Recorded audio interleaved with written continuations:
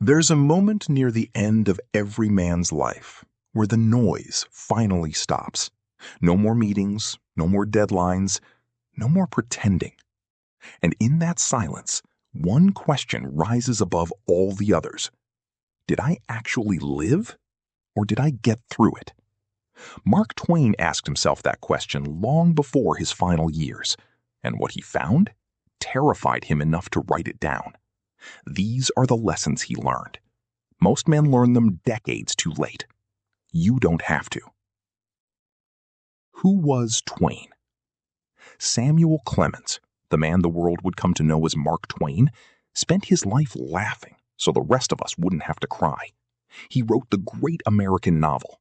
He toured the globe as its most famous humorist.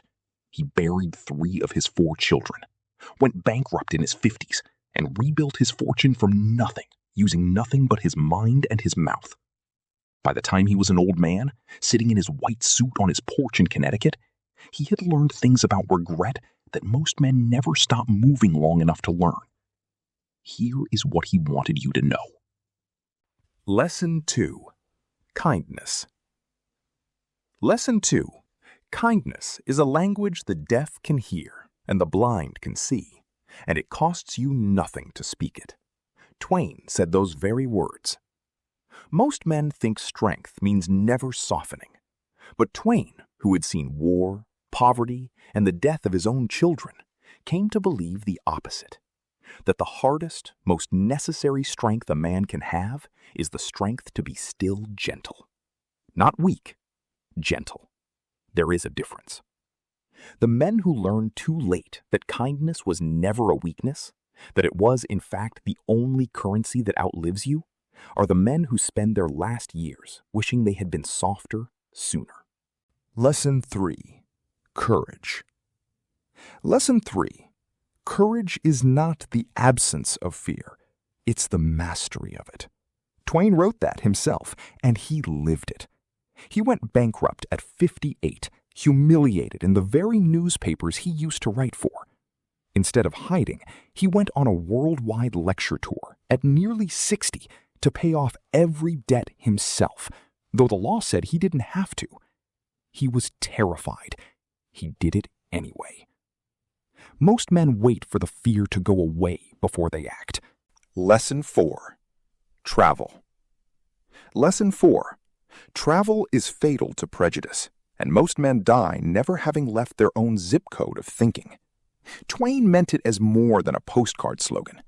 He meant that the man who never leaves his hometown, his habits, his comfortable assumptions, never actually grows up. He just gets older in the same small room. Twain crossed oceans, lived broke in foreign cities, and came home a different man each time.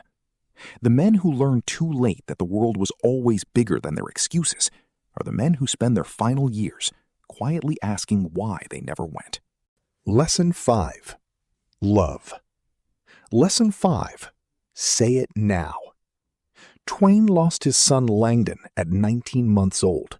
He lost his daughter Susie to meningitis while he was overseas. He never got to say goodbye. He lost his wife, Olivia, the woman he called the best thing that ever. It happened to him after 34 years of marriage. Every time, the same regret surfaced. Not enough time spent simply saying it, not writing it in a letter, saying it out loud while the person could still hear it. The men who learn this too late are the ones standing at a hospital bed or a graveside, holding words they'd saved for someday. Someday is not a guaranteed date on the... Lesson 6. Negativity. Lesson 6. Don't go around saying the world owes you a living. Twain said, the world owes you nothing. It was here first. Bitterness feels like justice while you're feeling it. It rarely is. Twain watched people waste decades resenting what they didn't have instead of building with what they did. He rebuilt an entire fortune after bankruptcy, not by demanding an apology from the world, but by picking up a pen and going back to work. The men who learn too late that resentment is a tax paid only by the resentful are the men who finally put it down, decades after it already cost them everything it was going to cost. Lesson 7. Laughter. Lesson 7. Humor is mankind's greatest blessing. Twain built an entire career and an entire philosophy on the idea that laughter was not a distraction from life's pain. It was the only honest response to it. He joked about his own bankruptcy. He joked about his own death, famously telling reporters the reports of it were greatly exaggerated, years before it actually happened. Men who take themselves too seriously for too long often discover far too late that seriousness never made their pain smaller. It only made their joy smaller in the meantime. Lesson 8. Time. Lesson 8.